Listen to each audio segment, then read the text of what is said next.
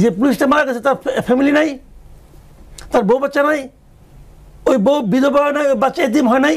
মাসুদ কামাল ভাই, আমি আপনার কাছে একটু আসতে চাই। সেক্ষেত্রে কোন উপদেষ্টা সেফ এক্সিট চাচ্ছেন, কারা আখের গুছিয়েছেন, তাদের নাম প্রকাশ করবে এনসিপি। এটা কিছুদিন আগে একটা রাজনীতিতে হট টপিকে পরিণত হয়েছিল। গতকালকে জামায়াত বলছে কোন উপদেষ্টারা ষড়যন্ত্রে লিপ্ত, তাদের কাছে নাকি কণ্ঠ রেকর্ড আছে। জানতে চাই মানে ফোন কল জামায়াত পেল কিভাবে, অথবা এটা পাওয়ার সম্ভাবনা আছে কিনা একটা রাজনৈতিক দলের, বিষয়টিকে কতটুকু গুরুতর বলে আপনি মনে করেন? শুনেন, বিষয়টা গুরুতর, বিষয়টা যতটা না গুরুতর বিষয় হিসেবে, তার চেয়ে বেশি গুরুতর মানসিকতা হিসাবে। এটা এক ধরনের ব্ল্যাকমেইলিং। এনসিপি জীবনেও নামগুলি প্রকাশ করবে না, জীবনেও না, ঠিক আছে? এটা হলো কি একদম রিয়েলিটি, করবে না, জামাতও করবে না। কারণ তারা এই কাজটা করছে আসলে এক ধরনের প্রেশার ক্রিয়েট করার জন্য। মানুষ ব্ল্যাকমেইল কী কারণে করে? প্রেশার ক্রিয়েট করে, কিছু একটা চায়, সুযোগ সুবিধা চায়, অথবা টাকা পয়সা চায়। হিসাব সহজ। আপনি মনে আছে কিছুদিন আগে ABM সাত্তার নামে এক ভদ্রলোক, সাবেক এক সচিব, তিনি একটা প্রশাসন ক্যাডারের একটা সমাবেশে উনি বলছিলেন তার কাছে গোয়েন্দা রিপোর্ট আছে যে 8 জন উপদেষ্টার দুর্নীতির গোয়েন্দা রিপোর্ট তার কাছে আছে। উনি বলছিলেন, কিন্তু সেই 8 জনের গোয়েন্দা রিপোর্ট উনি প্রকাশ করছেন? করেন নাই কেন? দুটো সম্ভাবনা আমি দেখি। একটা হলো ধমক খাইছেন, আর একটা হলো মাল খাইছেন। কোনটা খাইছেন উনি বলতে পারবেন।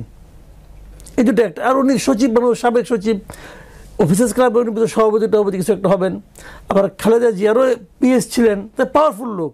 ধমকে তো টলার কথা না, তাহলে মাল খাইছেন? ভাই পরিষ্কার কথা আমার কাছে, আপনি যখন কথাটা বলেন, বলার মাধ্যমে কি হয়, যখন আপনি পাবলিক করেন, তখন সমস্ত জনগণের কাছে আপনি সন্দেহটা ছড়াই দিচ্ছেন।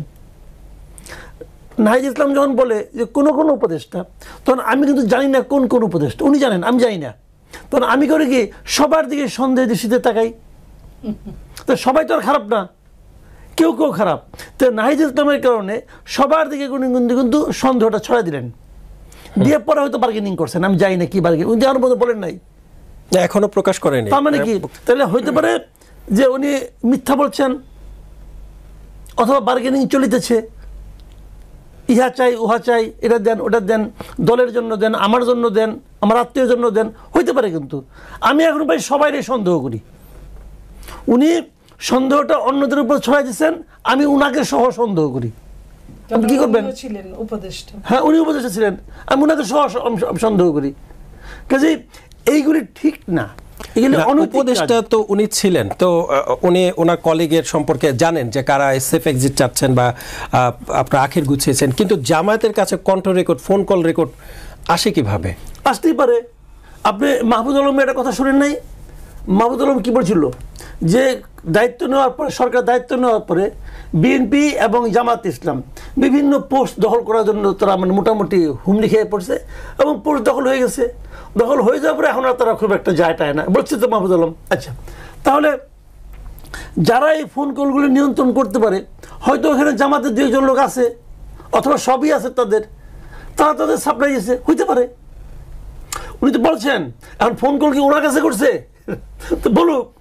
শুনেন, এই সমস্ত কথাবার্তা যারা বলেন, তারা আসলে মানুষকে বিভ্রান্ত করার জন্য বলেন, এবং এটা অনুচিত কাজ, এটা অনৈতিক কাজ। আমি মনে করতাম যে এটা ফোন করতে থাকলে ফোন কল বাজাই দেন না রে ভাই, বুঝাই দেন কি ষড়যন্ত্র করছে। ষড়যন্ত্র ভয়েস রেকর্ড থাকতে পারে, ভয়েস রেকর্ড। যারা উপদেষ্টা তারা কি সমাজে বিচ্ছিন্ন কোনো প্রাণী? তার সঙ্গে কারো কথাবার্তা হবে না? তাদেরকে বলছে যে সংশোধন না হলে ফোন কল রেকর্ড বা কণ্ঠ রেকর্ড প্রকাশ করবে। উপদেষ্টার ফোন করলাম, আমি তো মনে করি আমি যদি এখন ফোন করি, অন্তত মানে 4-5 জন উপদেষ্টা আছে, আমার ফোন পাইলে ধরবে, এটা আমি মনে করি, আমার বিশ্বাস থেকে বলি। কারণ এদের সঙ্গে আগে থেকে পরিচয় ছিল, আগে থেকে একসঙ্গে টক সমস্যা করতাম, অনেকের সঙ্গে করতাম। তো ফোন করলে ওনারা ফোন ধরবেন। ধরে আমি কি একবার জিজ্ঞাসা করবো না কি ভাই আসলে কি ফেব্রুয়ারিতে নির্বাচন দিবেন আপনারা? এটা আমি জিজ্ঞাসা করতে পারি, সিরিয়াসলিও জিজ্ঞাসা করতে পারি, ফান করেও জিজ্ঞাসা করতে পারি। উনি একটা জবাব দিলেন, এখন আপনি কইলেন এই তো মাসুদ কামালের সঙ্গে উপদেষ্টার ফোন কল আমার কাছে রেকর্ড আছে, তো কি হয়েছে? রেকর্ডটা দেখাই দেন না ভাই, শোনাই দেন কি কইছি। তো এইগুলো জানেন মানুষকে বিভ্রান্ত করার একটা কৌশল, এইগুলি কোনো ভালো কাজ না। ধন্যবাদ আর আরেকজনের কথা আপনি আরিফিতে শুনবেন কেন? এটা তো আরেকটা সমস্যা। এটা তো ফৌজদারি অপরাধের মধ্যে পড়ে। আপনি আমার সঙ্গে কার কি আলাপ হয়েছে, এটা তো আমাদের ব্যক্তিগত ব্যাপার, ওটা আপনি শুনবেন কেন? বিগত সরকারের সময় কিন্তু এটি একটি বিগত সরকার কি ভালো ছিল নাকি? এটি একটি ওদেরকে ধরে লোকে।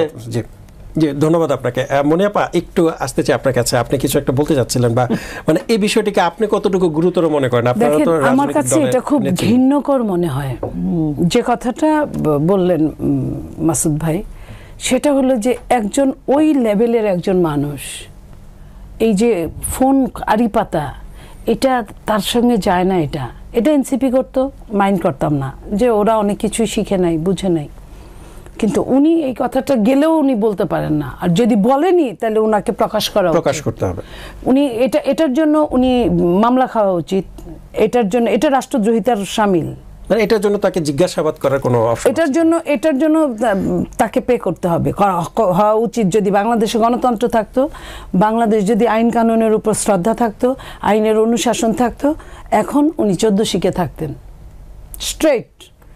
যেটা আপনার দেখেন মাহমুদুর রহমান আমার দেশের, স্কাইপের জিনিসটা ফাঁস হলো, ওনার কিন্তু এটা দায় না, উনি পত্রিকার সম্পাদক, উনি ওই ফাঁসটাকে উনি ছাপলেন, এই ছাপার জন্য কিন্তু উনি 4 বছর জেল খাটছে। এটা কিন্তু তার আগে কিন্তু এটা আউট হয়ে গেছে, আউটটা উনি ছাপাইছেন ওনার পত্রিকায়, এটার জন্য জেল হলো। তাহলে উনি যে এই কথাটা বললেন, এবং কাদের নিয়ে বলছেন, সাধারণ কোনো মানুষ নিয়ে কথা বলেন নাই, উনি বলছেন যাদের নিয়ে বললেন তারা রাষ্ট্রের মধ্যে আছে, রাষ্ট্র পরিচালনার মধ্যে আছে, এবং সময়টা ভীষণভাবে ক্রুশিয়াল। যে সময়টাই হোক না কেন, আপনি ধরেন উন্নত দেশের কথা ধরেন, আপনি হিলারি ক্লিন্টন ইলেকশনে দাঁড়াইছিল, তার একটা ইমেল ফাঁস হওয়ার জন্য কি হইল, সে ফেল করলো। তাকে রাতারাতি মানুষ কিন্তু এমনিও কি হতো জানি না, কিন্তু মুখ ফিরিয়ে নিল ওই মেইলটার জন্য। তা এই জিনিসগুলো কি আপনি মনে করেন প্রাতিষ্ঠানিকভাবে রাজনীতি করেন তাহের সাহেব? প্রাতিষ্ঠানিক বলছি এই কারণে, ছাত্র শিবির করেছেন, তারপর আস্তে আস্তে এই পর্যায়ে ওই পদটায়, সেকেন্ড পদটায় অধিষ্ঠিত হয়েছেন। উনি হঠাৎ করে এসে হয় নাই। তাহলে উনি না বুঝে বললে তো এটা কেউ মেনে নিবে না। নাহিদ যেটা বলতে পারে সেটা কিন্তু তাহের সাহেব বলতে পারে না, সিনিয়র রাজনীতিবিদ হিসেবে সেটা বলতে পারে না। আমি এটাতে খুব মনে করি যে এটার বিচার হওয়া দরকার, এবং উপরের যদি 2-1 জনের বিচার হয় তাহলে নিচের গুলা এমনি টাইট হয়ে যাবে। নিচের বিচার করে উপরের গুলারে টাইট করা যায় না বাংলাদেশের প্রেক্ষাপটে। এখন এখানে আপনার কাছে একটু যে শেষ করবেন প্লিজ, শেষ করবেন কিছু একটা। না, এখানে ওই যে বলে না যে ঝি মেরে বউ শিক্ষা করা, এই দেশে বউ মেরে ঝি শিক্ষা করতে হওয়া উচিত, এটাই বলতে চেয়েছিলাম। জি, একটু জুলাই সনদ নিয়ে একটু জানতে চাই মনিয়াপা আপনার কাছে, যে সনদ বাস্তবায়ন প্রক্রিয়া স্পষ্ট না করে জুলাই সনদে স্বাক্ষর না করার বিষয়টি বিবেচনা করবে এনসিপি। এদিকে কয়েকটি কারণ দেখিয়ে সনদে স্বাক্ষর না করার কথা জানিয়েছেন বাম গণতান্ত্রিক জোট। এই দলগুলো এমন সিদ্ধান্তে আগামী নির্বাচনে কোনো শঙ্কা আছে কিনা, বিলম্বিত অথবা নির্বাচনে বাধাগ্রস্ত হবে কিনা, বা তাদের এই যে এরকম সরে যাওয়া? দেখেন, এই সিগনেচারে তো বাধাগ্রস্ত হওয়ার কথা না। এই সিগনেচারটা জরুরি কিছু ছিল না। জরুরি মনে করা হচ্ছে যে সংস্কারগুলো নিয়ে আসছে, আমি নর্মাল যে কথাটা বলছি, আমার কাছে মনে হয় এগুলো তো একটা সংস্কারটা কি হতো, সরকার যারা আসতো, ইলেকটেড সরকার, তারা সংসদে গিয়ে আলোচনা পর্যালোচনার মাধ্যমে এটাকে পাশ করতো অথবা বাতিল করতো, এটাই। সেটাকে এখন আপনার গণভোটে শেষ পর্যন্ত বিএনপির মতামত নেওয়া হয়েছে, কিন্তু বিএনপি সহ অনেকেরই নোট অফ ডিসেন্ট আছে, এটার কোনো সুরাহা হয় নাই। নোট অফ ডিসেন্টগুলো কিন্তু নোট অফ ডিসেন্টই থাকবে। তাহলে আপনি গণভোটটা কিসের উপরে দিবেন? আপনার আড়াইটা প্রশ্ন 1.5টার উত্তর দিচ্ছেন, আর একটার উত্তরই দেন নাই। তাহলে ওটার উত্তর কিন্তু আমার দরকার। আপনি কোথায় কি বলবেন? তাহলে ওইটা কিন্তু ওই যে গ্রামে বলে দরকাসরা, না সিদ্ধ হয়েছে না কাঁচা আছে, দুটার মাঝখানে। তো ওটারে গিয়ে কিন্তু আবার ফিনিশিং টানতে হবে ওই সংসদে গিয়েই। তাহলে আপনি যেটুকু হয়েছে সুরাহা, ওইটুকুর মধ্যে আপনি হা ভোট অথবা না ভোট দিতে পারেন। এটা তো এটা না হলেও তো আপনার ইলেকশন হতো, এটার জন্য তো ইলেকশন বসেছিল না যে এটা হতেই হবে। এখন যদি এইটা নিয়ে কেউ জুলাই সনদ নিয়ে যদি ধরে বসে থাকে যে জুলাই সনদের সিগনেচার না হলে আমি ইলেকশনে যাব না, এখন যারা এই কথাটা বলছিল তারাই কিন্তু এখন বেঁকে বসছে সিগনেচার দিবে না। তাহলে ঘটনা কি হলো? এখন তারা তারা তারা তো এটা বলে নাই যে সিগনেচার দিব না এবং নির্বাচনও হবে না, এটা বলে নাই, পরের লাইন বলে নাই, বলছে তারা সিগনেচার দিবে না 17 তারিখে। এখন 17 তারিখে আসতে হবে, দেখতে হবে কারা কারা সিগনেচার দিল কারা কারা দিল না। বামরা আগে থেকেই ক্লিয়ার করেছে তারা দিবে না। আচ্ছা, এখানে সংখ্যাগরিষ্ঠতার একটা ব্যাপার থাকে, বামরা কোনো এখানে হয়তো বা ওরকম ফ্যাক্টর হতো না যদি এই জায়গাগুলো যা। আর সরকার কারে গুরুত্ব দেয়? সরকার 3টা দলেরই তো গুরুত্ব দেয়, আপনার বিএনপি, জামাত, এনসিপি।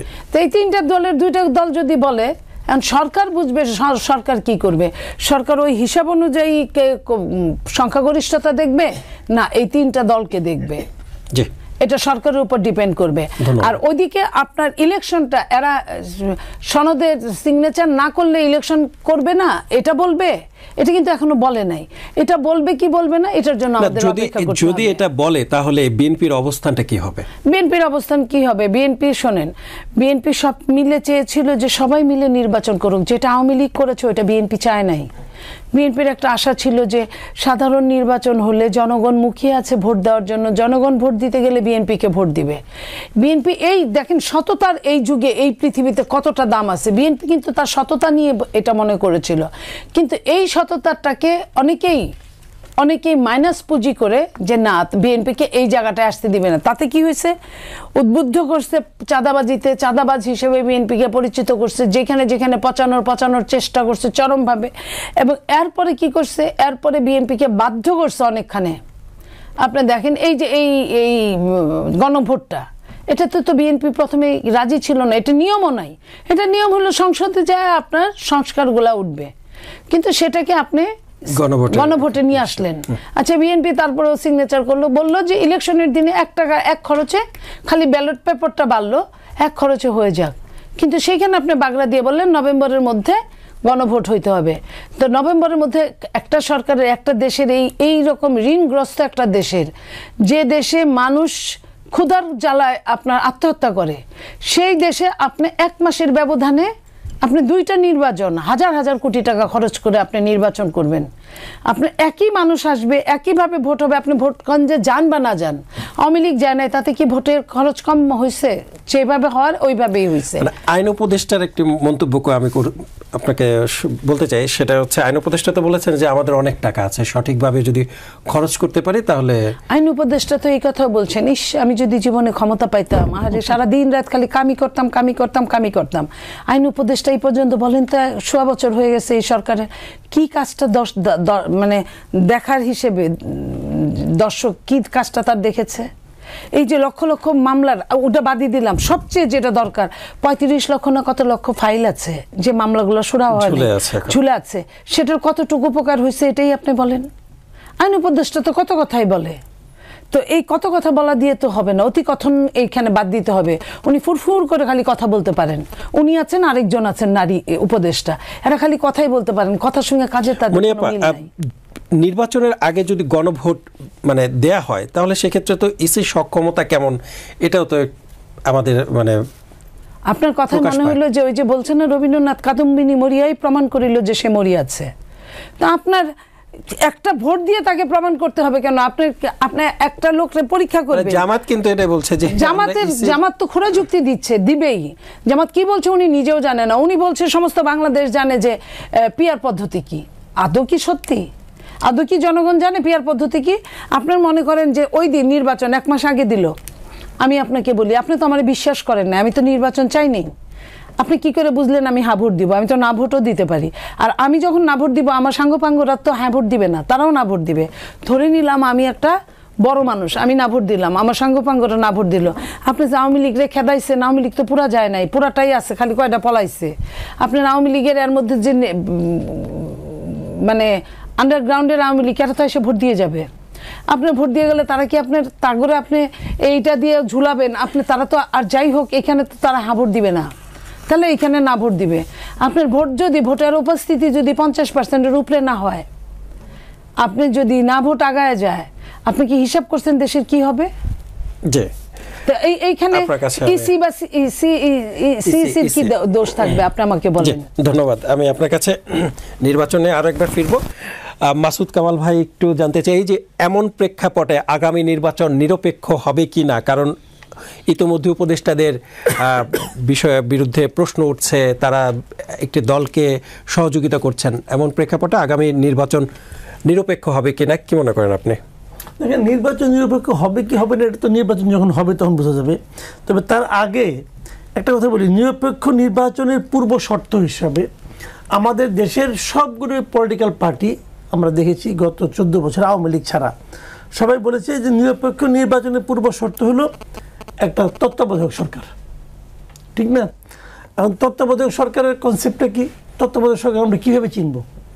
তত্ত্বাবধায়ক সরকার হচ্ছে সেরকম একটা সরকার যে সরকারটা নির্বাচনের সময় দেশ পরিচালনা করবে, কিন্তু তারা কোনো প্রার্থী দেবে না, তাদের কোনো দল থাকবে না, এবং তারা পরবর্তী সরকারের কোনো দায়িত্বও যাবে না। এই হলো মোটামুটি বেসিক একটা ফরম্যাট। তো এই সরকারে কি সেই বৈশিষ্ট্যগুলো আছে? আমি তো ভাই দেখি না। এই সরকার প্রধান আগেই বলছে, দেশে বিদেশে বলে বেড়াইছে যে এই এনসিপিকে দল বানাইতে সেই পরামর্শ দিচ্ছে, মানে এটা তার দল বেসিক্যালি। এই আমরা ডক্টর ইউনূস সরকারের বিরুদ্ধে বিএনপির পক্ষ থেকে সরাসরি অভিযোগ করা হয়েছে যে আপনার 3 জন উপদেষ্টাকে সরান, একদম সরাসরি বলা হয়েছে। তার মানে কি বিএনপি এই সরকারের উপর তখন ওই সময়টা আনহ্যাপি ছিল। আবার 15 জুনে সেই মিটিংটা হলো লন্ডনে, তারপর বিএনপি আবার মানে এই সরকারকে ভালোবাসা শুরু করলো। ভালোবাসা যে কোনো সময় শুরু হতে পারে, কোনো সমস্যা নেই। ভালোবাসা শুরু করলো, তখন আবার এই এনসিপি যে এটা তার মানে আপনার ছিল আর কি, মানে আপনি কি বলে তার মানে কি কিংস পার্টি হিসেবে যাদেরকে আমরা চিনতাম, জামাতে ইসলাম যারা নাকি নিঃশর্ত সমর্থন দিয়ে যাচ্ছিল, তারা এখন উল্টে গেছে। তারা বলছেন না আপনি ওনাকে ভালোবাসতেন কেন, অথবা উনি আপনাকে ভালোবাসে কেন, অথবা আমি ভালোবাসবো না। তারা এখন উল্টাপাল্টা আরম্ভ করছে। এখন বলে যে নাহিদ ইসলাম বলে কেউ কেউ লিয়াজও করতেছে 2 নম্বরী করে। আবার সামান্ত আছে একটা, সামান্ত শারমিন, সে বলতেছে সব উপদেশটা আখের গুছাই বলেছে, সব।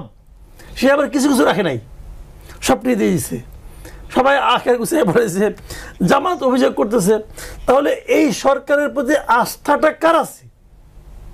আমার পার্সোনালি নাই, নাগরিকদের মধ্যে অনেকে থাকতে পারে, আমার নাই। আমি মনে করি এই সরকার নিরপেক্ষ নয়। আমি মনে করি এই সরকার একটা নির্দলীয় চরিত্র সে করছে, হারিয়ে ফেলেছে। এই সরকারের পক্ষে একটা সুষ্ঠু নির্বাচন করাই সম্ভব না, এটা আমি মনে করি। এবং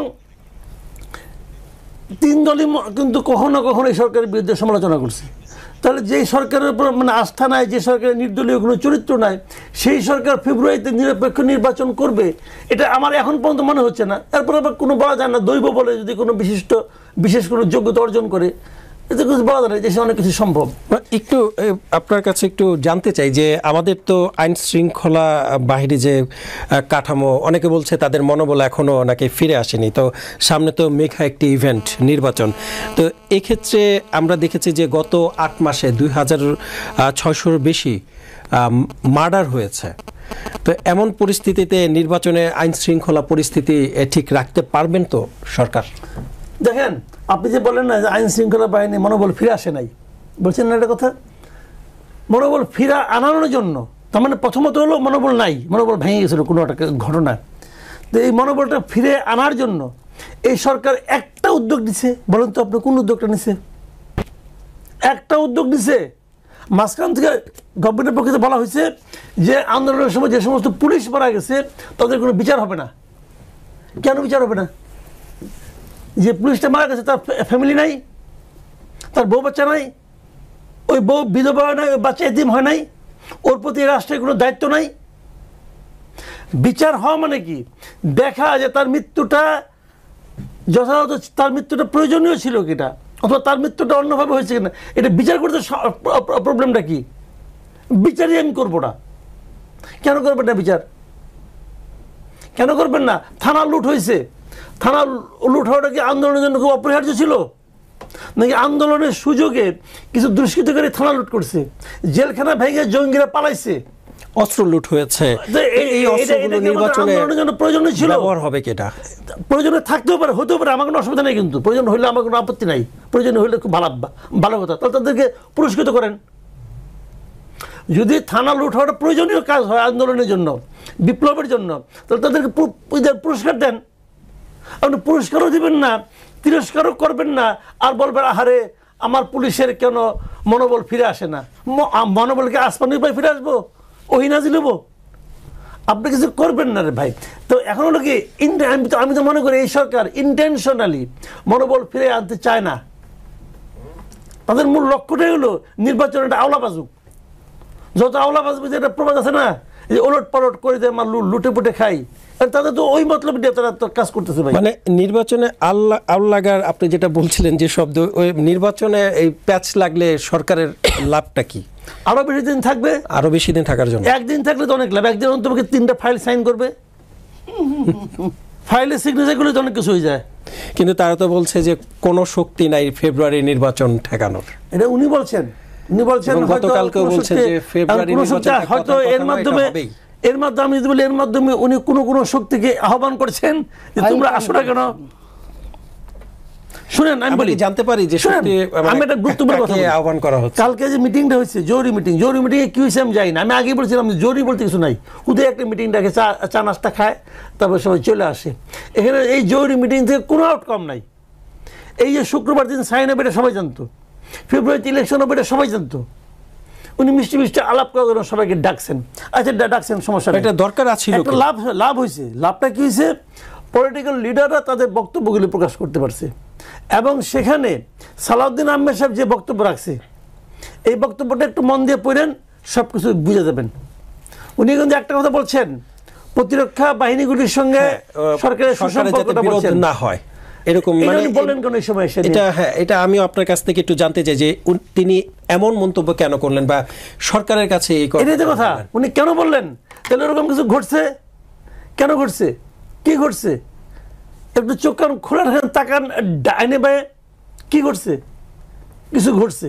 যে এটা ঘটাইছে কে? ওই তাজুল ইসলাম। হ্যান করবো ত্যান করবো আইন দেখাইতেছে।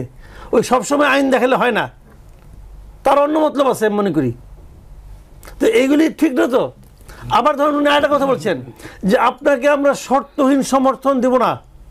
পড়ে দেখেন কি লেখছে, আপনাকে যে সমর্থনটা আমরা দিচ্ছি তারও একটা শর্ত আছে।